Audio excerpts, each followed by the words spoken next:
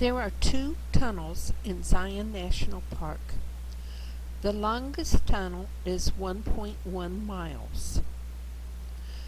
The tunnels were completed in 1930 by Nevada Construction Company.